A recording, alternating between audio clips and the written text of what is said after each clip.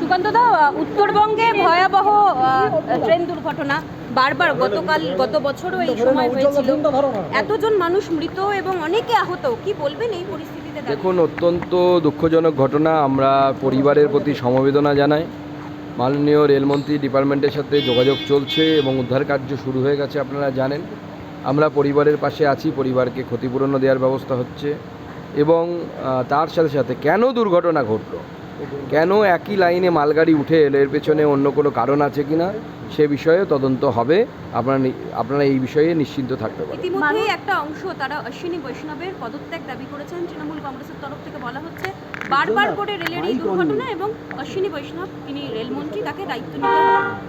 দেখুন, এত ভালো রেলমন্ত্রী আগে কোনো হয়েছে কিনা আমার জানা নেই, এবং শিক্ষাগত যোগ্যতা দিক থেকে বা যা যা একজন রেলমন্ত্রী জানলে পরে রেলের কাজ ভালো হতে পারে, তার সমস্ত যোগ্যতা ওনার আছে। তো তৃণমূলরা মনে হয় হিংসায় এরকম করে। কিন্তু এটা কি দুর্ঘটনার সময়, এত বড় দুর্ঘটনা যখন ঘটেছে, এই সময় তো এগুলো রাজনীতি করার সময় নয়। প্রথম কথা হচ্ছে, তৃণমূল কংগ্রেসের কাছ থেকে তো রাজনীতি ছাড়া অন্য কিছু আপনি এক্সপেক্ট করতে পারেন না, কারণ দলটাই রাজনীতি আর ভোট দিয়ে চলে আর তোলাবাজি দিয়ে চলে। স্বাভাবিকভাবে তারা এই সময় রাজনীতি করে। উদ্ধার কাজে বিজেপি কার্যকর্তারা তারা কি অবশ্যই তারা সবাই হাত লাগাচ্ছে। কত টাকা প্রাথমিকভাবে বলা যায় না, তদন্ত ছাড়া কিছু বলবো না আমি। তদন্ত রিপোর্ট আসুক। রাজ্যপাল বলেছেন যে তার যে রাজভবন সেটা থেকে সমস্ত পুলিশকে বেরিয়ে যেতে এবং কিওস্কে তিনি তালা লাগাতে চেয়েছিলেন, কিন্তু এখনো পুলিশ সেখান থেকে সরেননি। দেখুন, রাজ্যপালের নিয়ম মানে নির্দেশ যদি না মানে পুলিশ, তাহলে তো সেই পুলিশের ডিজিপিকে সাসপেন্ড করে দেওয়া উচিত রাজ্যপালের। বিরোধী দলনেতাকে আগেরবার ঢুকতে দেওয়া হয়নি, আদালতের পারমিশন নিয়ে তিনি ঢুকেছিলেন। আপনারা কি সত্যি বিশ্বাস করেন রাজ্য প্রশাসন রাজ্যপালকে গৃহবন্দী করে রেখেছে? না, সে সম্ভাবনা আজ থাকতে পারে। সাংবিধানিক সংকট তৈরি হচ্ছে, আমি তো বলবো কেন্দ্রকে দ্রুত হস্তক্ষেপ করার জন্য। রাজ্যপাল বলেছেন যে ভোট পরবর্তী অশান্তিতে ঘর ছাড়া আক্রান্তরা দেখা করবে, তারপরে মুখ্যমন্ত্রী পুলিশ মন্ত্রীর সাথে দেখা করতে পারবে। তার আগে পুলিশ মন্ত্রী মুখ্যমন্ত্রীর সাথে দেখা করা যাবে না। রাজ্যপাল এও বলেছেন যে যারা আক্রান্ত তাদের জন্য আমার দরজা খোলা, কিন্তু পুলিশ মন্ত্রীর জন্য দরজা বন্ধ। দেখুন, পুলিশ মন্ত্রী যদি তার কাজ করতে না পারেন, তো স্বাভাবিকভাবে রাজ্যপালের এই ধরনেরই তার প্রতি ব্যবহার হওয়া উচিত। এবং আমি এটা বুঝতে পারছি না, যারা আক্রান্ত তারা কেন রাজ্যপালের সাথে দেখা করতে পারবেন না। পুলিশ মন্ত্রী তো অবশ্যই দেখা করতে পারেন, অর্থাৎ যিনি মাননীয় মুখ্যমন্ত্রী আমাদের। কিন্তু একজন আক্রান্ত ব্যক্তি বা কোনো মহিলা যার পরিবার এইভাবে গৃহহীন হয়ে বা গৃহ ছাড়া হয়ে পড়ে আছে কলকাতায়, তারা কেন দেখা করতে পারবে না রাজ্যপালের সাথে? এই প্রশ্নটা সবার আগে।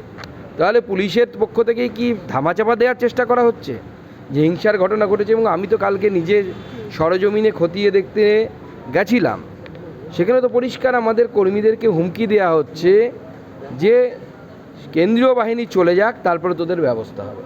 এই যে হুমকি, তার মানে কি পুলিশের সাথে কি তৃণমূল কংগ্রেসের এই হারমাদদের চুক্তি হয়ে গেছে, গট আপ হয়ে গেছে যে তোমরা যা ইচ্ছে তাই করবে, আমরা কোনোভাবে তোমাদেরকে আটকাবো না? যে পরিস্থিতি তৈরি হয়েছে সেটা কি সাংবিধানিক সংকট বলে মনে করছেন?